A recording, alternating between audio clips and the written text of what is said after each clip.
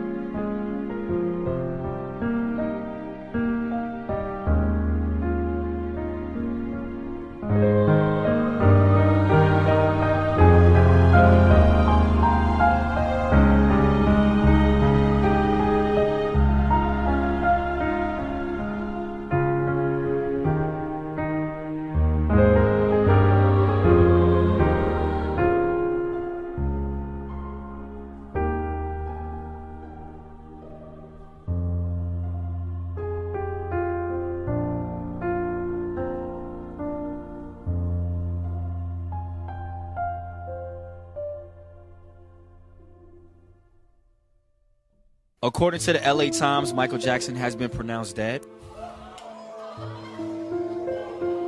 One of the world's most loved and greatest pop stars that we will probably ever know in our whole entire lifetime. There are still conflicting reports. The pop star Michael Jackson has died.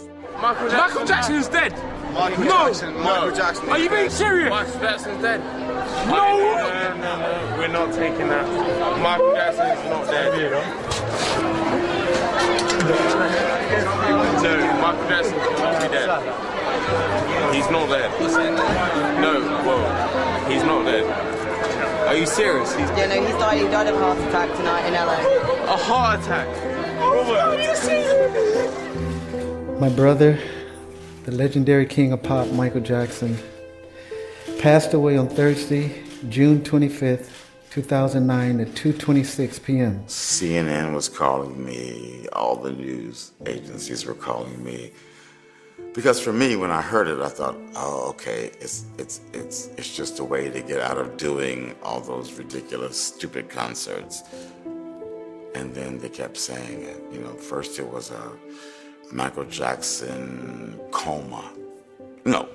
Sorry. First heart attack, then coma, then dead. And I was like, okay, come on. And I called the office. And they said, Lavelle, it's true. We can't talk right now, but we promise we're going to call you back and explain everything and tell you. But that's when I knew it was real, you know.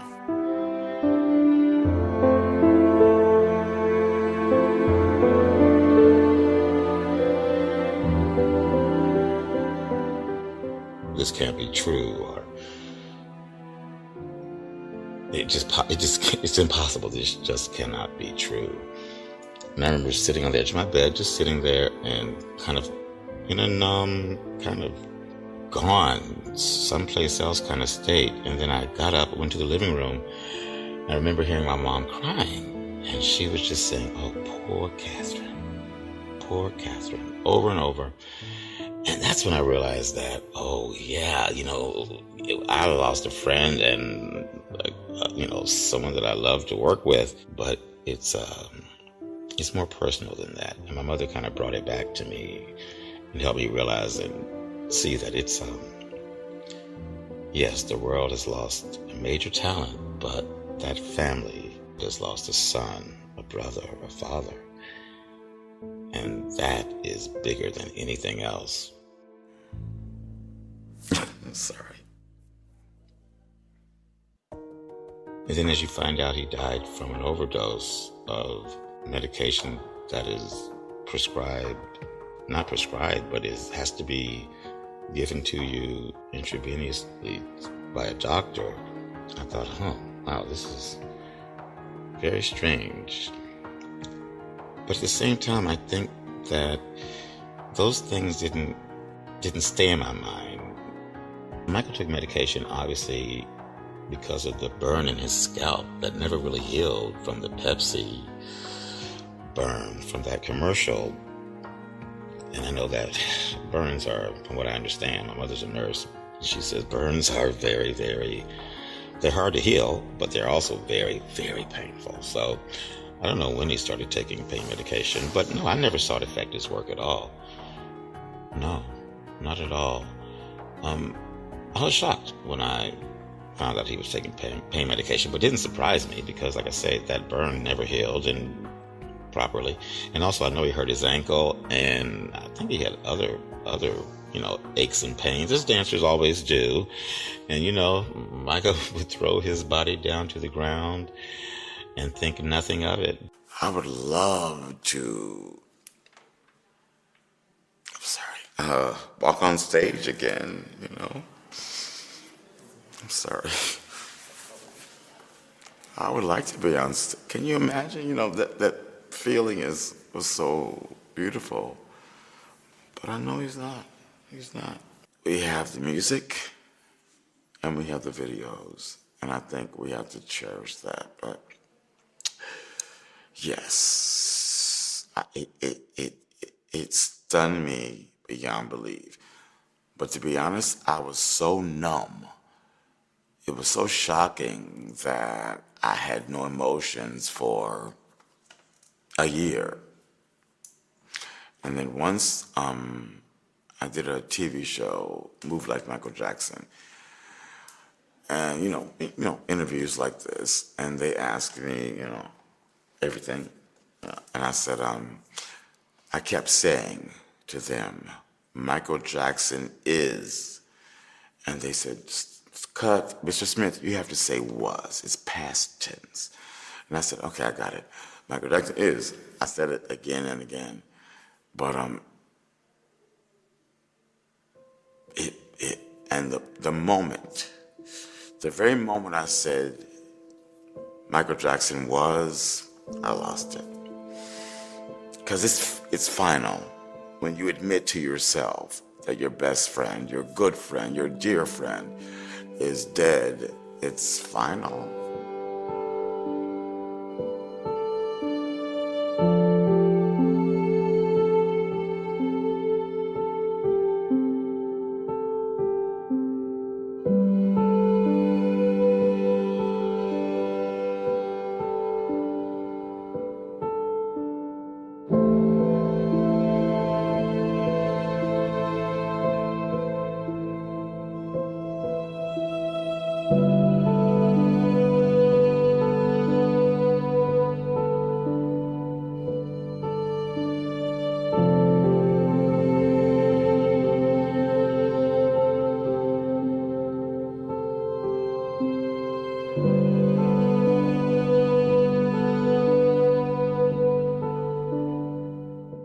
For me, it's like he died yesterday.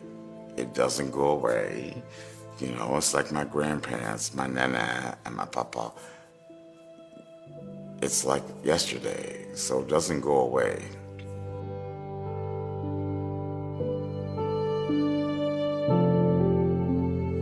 He was somebody that we were blessed as humans to have on this planet for this much time. But I really think that he's one of the most intelligent people I've ever talked to.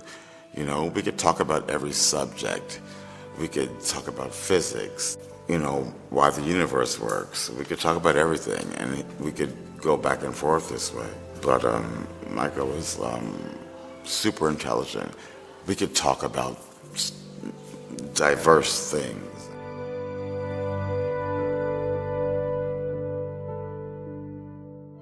Well, for instance, Michael thought that Thomas Edison was the greatest inventor of all times, and I thought Nikola Tesla was unsung inventor of all times. So we discussed things like that, and we, each person would say why they thought the way they did. We would do it like that, and some things that we would discuss were never solved. We would just agree to disagree, in a gentlemanly way. But when it came to work, there was never argument. If you love somebody, well, regardless, you don't want to see them dead. It's like your grandparents dying. You know, we know our grandparents are going to die because that's what life is. You know, we're born to die. But our mothers and fathers, we don't want to see that. But when you see a brother, and he was so young, you know, I am almost the age that he was when he died. And it's just hard. It's hard to see that, you know. There was so much more life to give. He was going to do, in my mind, he was going to do so many more brilliant things. But I'm going to keep trying my best to do and share and continue the love. I have to.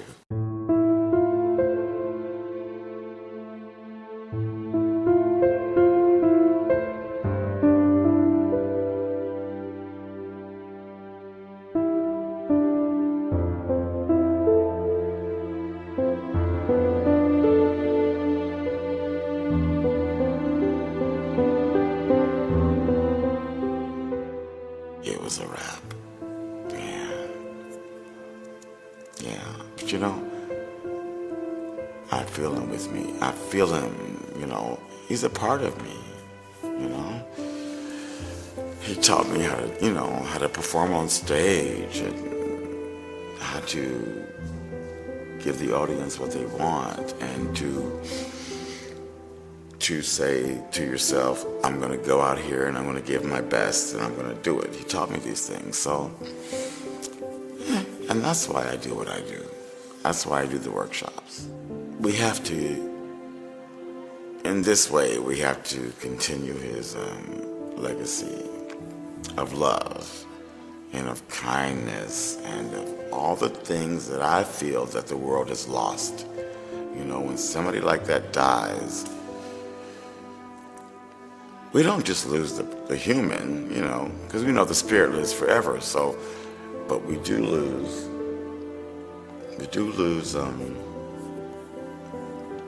kindness. You know? And I guess one thing I could always say to everybody out there who's a Michael Jackson fan, keep the love alive.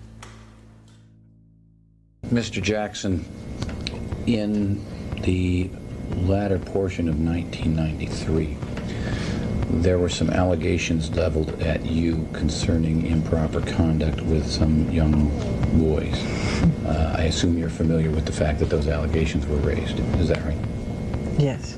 I was by Michael's side for the first two allegations. If I was there and I ever suspected that he was doing that, I would have went to the police myself and turned my friend in. It's a disgusting act. And I know Michael Jackson didn't have one bone in his body to do something like this. People would say to me, why am I so convinced that these allegations aren't true? After all, I wasn't there.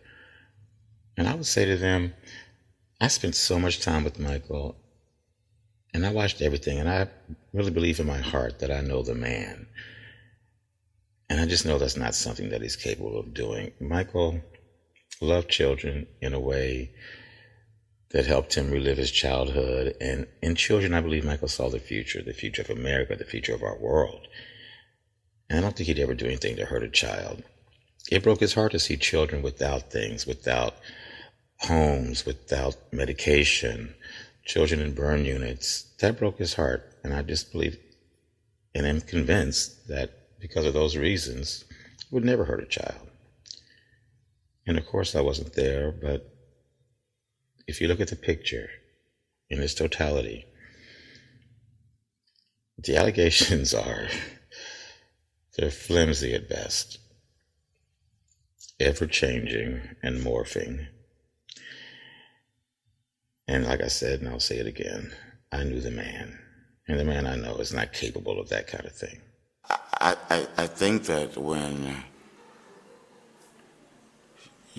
you get to know somebody like Michael, you realize it's impossible. You know, it's just not possible. And like I say, if I thought for 1 second, I'd go to the police myself. But that's just not him. It's really not. You know, I love Michael so much that he said some things where I thought to myself, idiot, don't say you sleep in bed with children. It just sounds gross. But knowing him, I thought, I know how he meant it. And, but I said, you know, this is our relationship. I said, dude, really? You said that? Idiot. Idiot move. And, of course, you know, Michael, being Michael, said to me, why? And I said, boom, boom, boom, boom, boom. He's like, oh, that's what they think? I'm like, yes, that's what they think. You're a weirdo. I believe Michael went on with his life. I think an innocent man, well, let's say this. I think a guilty man would have done everything in his power to distance himself from children or the appearance of anything that may look strange involving, you know, them and children. But then you have an innocent man. An innocent man has nothing to hide. An innocent man continues his life. A man that knows he's done nothing wrong is going to live his life as normally as possible, even after being accused of something so heinous. You're not going to change your life knowing that you've done nothing wrong. So yes, children were around, and yeah, that's what an innocent man does. You still continue your life. If you have children over to your house for cookouts and watch movies, you're going to continue your life as normal. But if you are a guilty man, you're going to do everything you can to separate and distance yourself away from children. So I think, if anything, that shows more of his innocence by continuing to live the way that he lived, loving children, helping children, and making sure children had things that they needed. I'm not sure how the allegations in the trial in 2005 affected Michael, but when you put yourself in his shoes just for a moment, you know that has to be one of the most frightening and terrifying things that you have to deal with in life. But Michael's strong. He used to always say to me, in this business and in life in general, you have to have skin like a rhinoceros, like a rhino. And of course, the only thing I knew about rhinos is that they're big and they have horns. But he explained to me that they actually have a very, very thick skin. Just, you know, that's just the way they're born. And so he'd always say that. He said that more than once, many times. In this business and in life, you have to have skin like a rhino. So him saying that to me makes me think that he was able to withstand a lot of scrutiny, obviously. We've seen the press, and just from the moment he became famous, there's always been, you know, they kind of build you up to tear you down kind of thing. And so I think he got used to really being ridiculed, raked over the coals, nicknames, being made fun of, being talked about badly.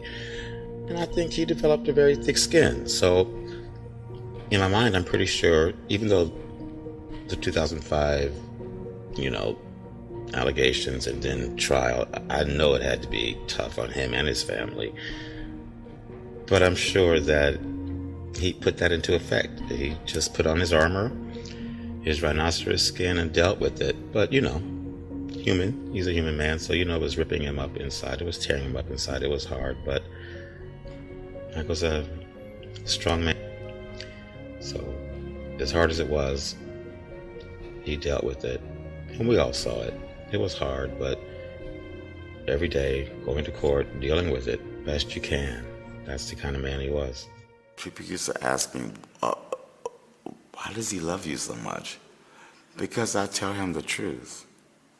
I tell him, you know, like I just said, that's a dumb move, dude. That was stupid. I don't make it pretty. That was stupid. It's like a brother. You tell your brother the truth. And so he's my brother, and so I tell him the truth. Michael and I did discuss the allegations, but it was usually in passing. It wasn't a topic of conversation that I would have brought up to discuss. But if it came up, we would talk about it. And you could always see the pain and I think him just not really understanding why this is happening and why it would happen again. It was hard for him to understand, and I think he just felt like, maybe people were out to get him. And I think that was something that was always on his mind, but whenever we talked about it, you could just see the pain in his face, and you could feel that pain when he spoke about it. It was something that really ripped at him. It tore at his heart. And I think, you felt bad for him because this is someone who doesn't want to hurt anybody, doesn't have an evil bone in his body, and he's being attacked from all sides. And I just think that, that pain, it was there. But Michael, being a professional and being the man he is, the show must go on. He would always take it out on the stage, and you'd never know that his heart was breaking. And I'm sure also, knowing Michael, he would use that pain in some of the songs. The explosive reaction to that disturbing Michael Jackson documentary, Leaving Neverland. It focuses on two men who accused Jackson of abusing them when they were children. And Chris Connolly joins us now with the fallout from this devastating film. Good morning, Chris. Good morning, George. The documentary Leaving Neverland has been gathering attention ever since its first showing at the Sundance Film Festival in January. Now that it's aired on HBO, it's sparking conversation and strong opinions nationwide about the life and the legacy of the late Michael Jackson. Do you really want the truth, my truth? You're gonna bleep a lot of this. Fuck them.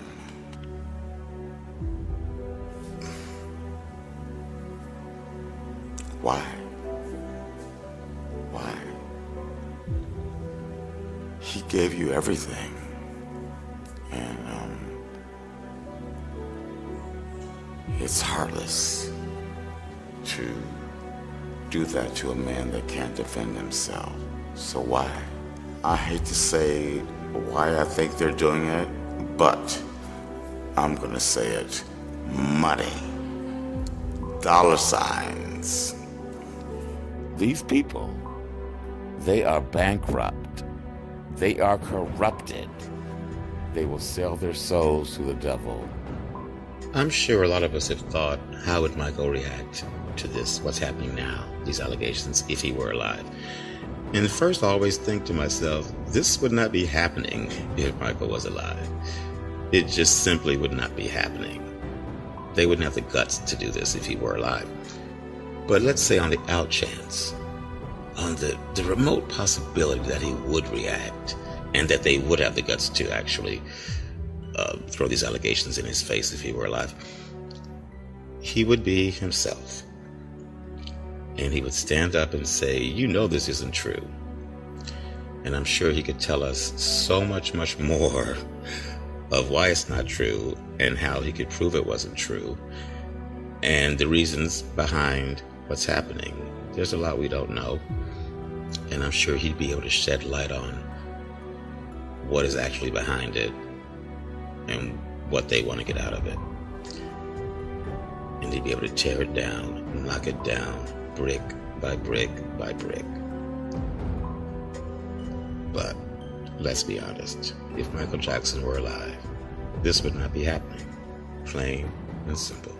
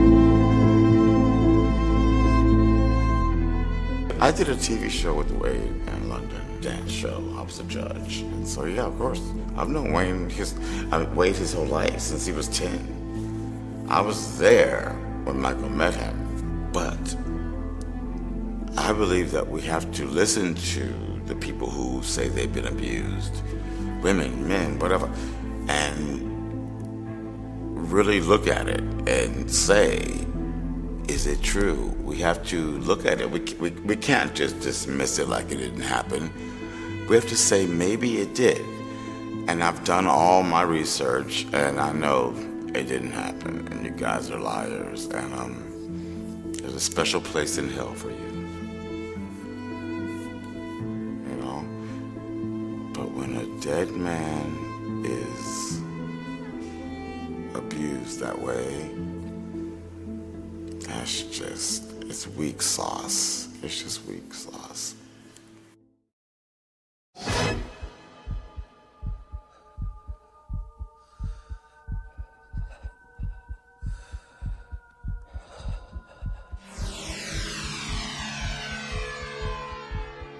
It was Smooth Criminal, 1980 something, and I remember watching him from a distance across the room and watching him do amazing things, and I thought to myself, whoa, this guy's amazing.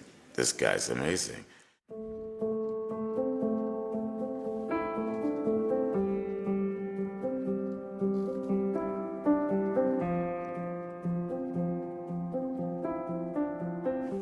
Smooth Criminal turned out to be one of the best jobs of my life. But I remember looking and saying, oh my gosh, you know, the rumors are true. He's amazing. But I also remember feeling it. You know, from way over across the room, I felt that magic. And yeah, Smooth Criminal.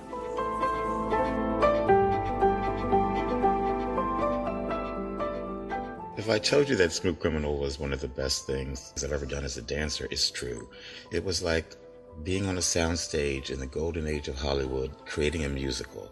And for that reason, yeah, it's one of the best things I've ever done as a dancer. So happy to have been a part of that, so thankful. Of course, there's Super Bowl, there's so many other ones, but for that time frame, and when I first got to LA, my first big job, it was Smooth Criminal, and yes, it was like making an old golden era of Hollywood musical, and it was awesome. I learned a lot. The first time I went to Neverland, of course, it was exciting. I was over the moon with excitement. But you pull in, and you drive for a while, and then you start to see it, and it's just beautiful. And then, of course, as you get closer, get out of your car, you start to hear the music, and it just kind of awakens something in you, like a child. You feel like a child. It's beautiful. And the sounds and the smells, and it's just an experience that I'll never forget. Michael gave me a tour, and of course he took me on the train, showed me the lake, the zoo, the rides, the theater, the dance room, of course. That's where we spent a lot of time. And just kind of showed me everything, and I was just amazed, and I thought, wow, you know, he's built a paradise here for himself. The first time I went to Neverland was for the creation of the original Dangerous, and that was for the American Music Awards. It was the first time I got to do something televised for Michael. I had choreographed Jam for the Dangerous tour, the opening number, and then he called me on the phone and said, well, I'd like to give you your first chance to choreograph something big for me. And then he called me into Neverland, called me down to Neverland, and we went there and went in that dance room and just started creating. I would love to sit here and tell you that I'm amazing and it's all me. It's God. It's a gift from God. But yes, but you know, hard work.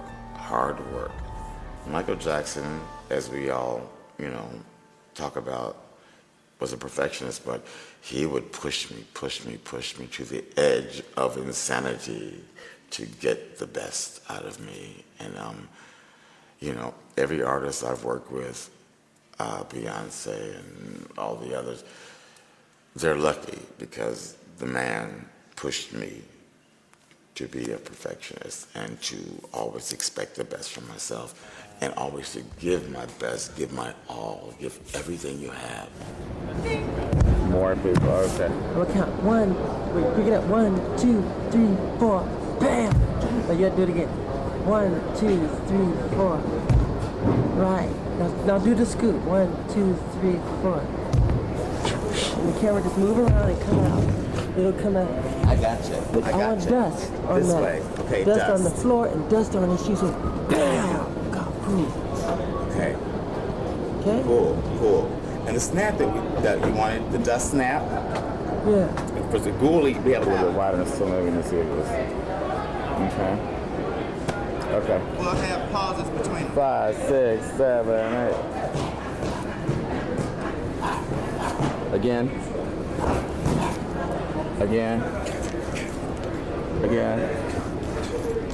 Yeah, it doesn't Here we work. go. Okay. So we can't do it again. Okay, so what we have to do is Again. do the dual thing.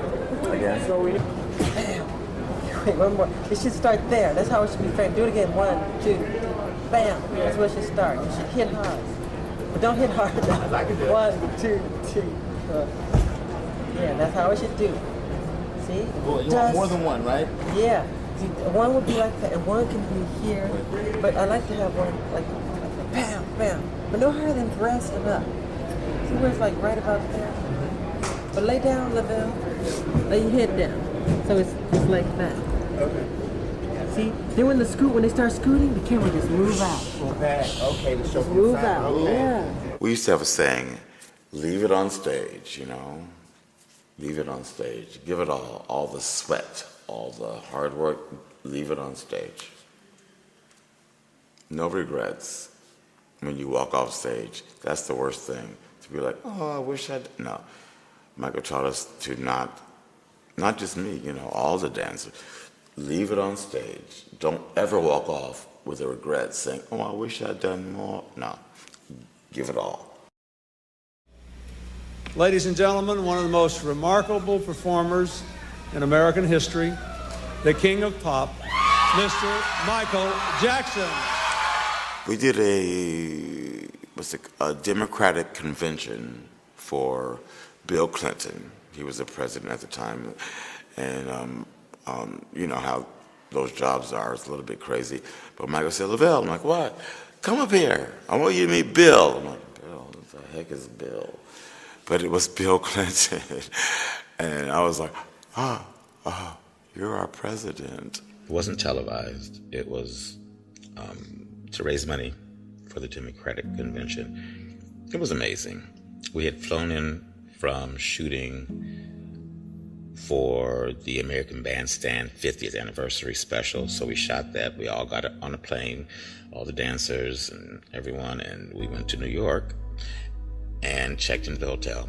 And then it started. It was awesome. He was excited. I was excited.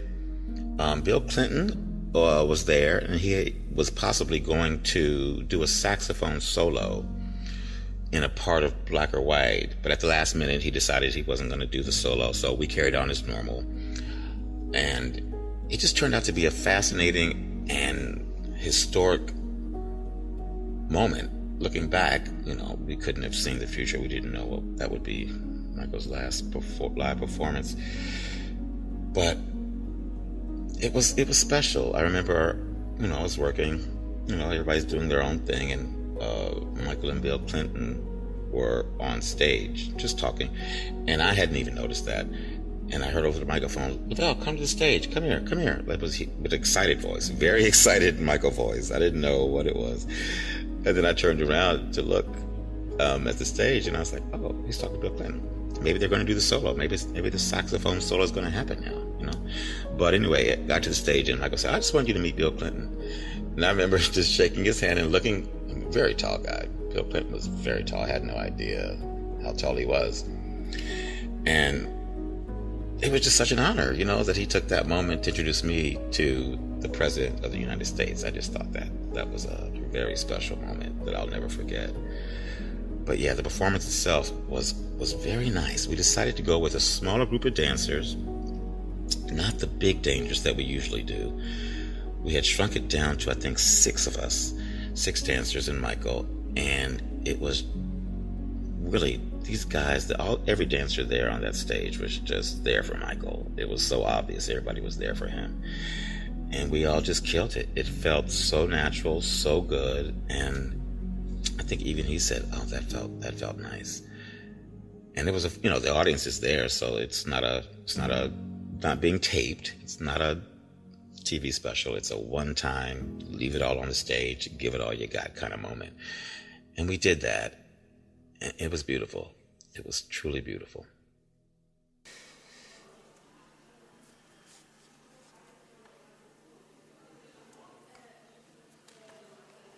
Sorry.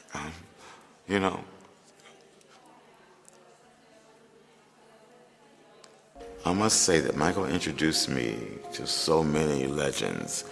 Because of Michael, I met Sophia Loren, Liz Taylor, Betty Davis.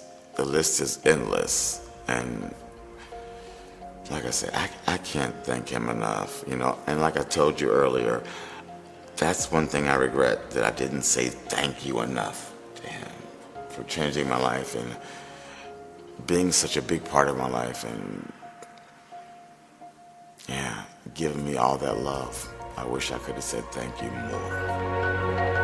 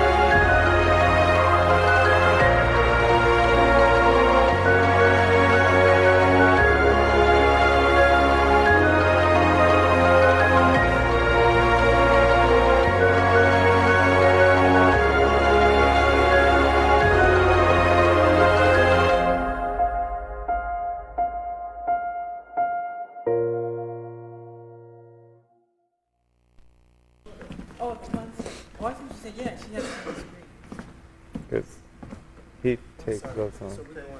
I'm ready. 6:48 now. Say when.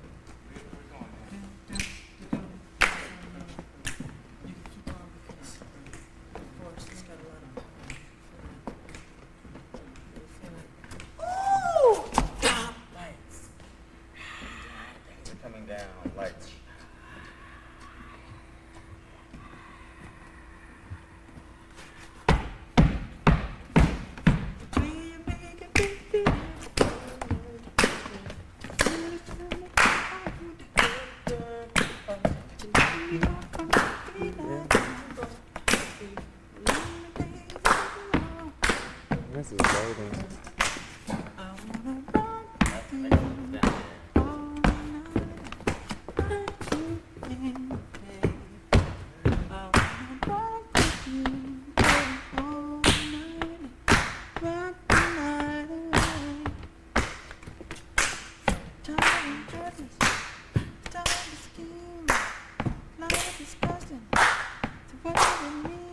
Stop.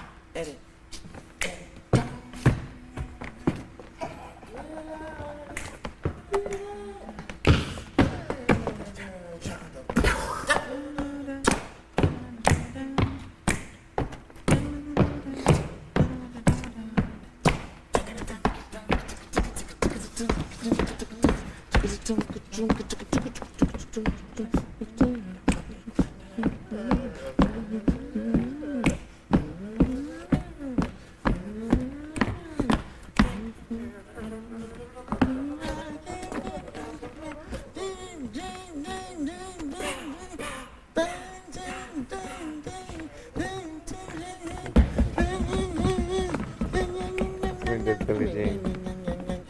Yes,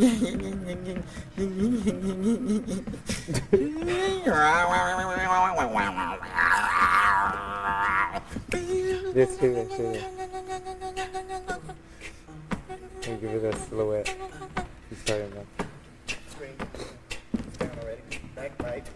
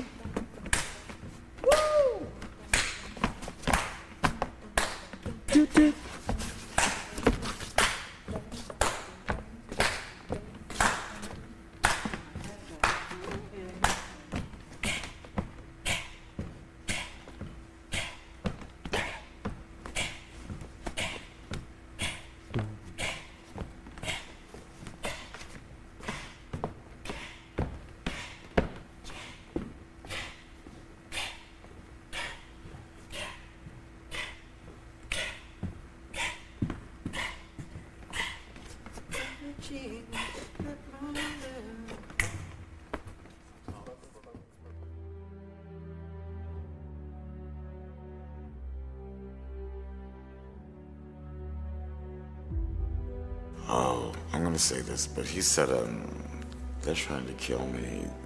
I can't do this many concerts.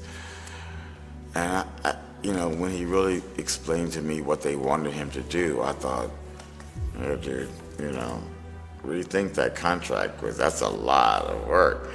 But that was, I was always supportive, so of course I said, yes, you can do it, we can do it. We can do it together. I'll be there with you until they got rid of me.